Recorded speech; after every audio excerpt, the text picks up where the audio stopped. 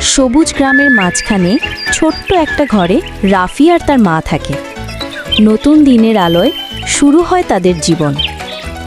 মা রান্নাঘরে ব্যস্ত আর রাফি স্কুলে যাওয়ার আগে মাকে বিদায় জানায়।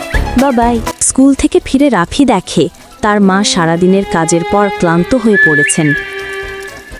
রাতে বিছানায় শুয়ে রাফি ভাবে, মা একা এত কষ্ট করেন, আমি কেন সাহায্য করি না? রাফি, তুমি কি আমাকে ঘরের কাজ করতে সাহায্য করবে? রাফি বলল, হ্যাঁ আম্মু, পারবো। পরদিন থেকে রাফি মায়ের কাজে হাত লাগাতে শুরু করে, ঘরের ছোট ছোট কাজ করে। মা অবাক হয়ে দেখে তার ছোট ছেলে কাজ করছে। দুজনের চোখে খুশির ঝিলিক। মা রাফিকে জড়িয়ে ধরে বলেন, তুই আমার আসল শক্তি। রাফি হাসে, ঘর ভরে ওঠে ভালোবাসায়। এই গল্প আমাদের শেখায়, মায়ের প্রতি সন্তানের ভালোবাসা ও সাহায্যই জীবনের আসল সম্পদ।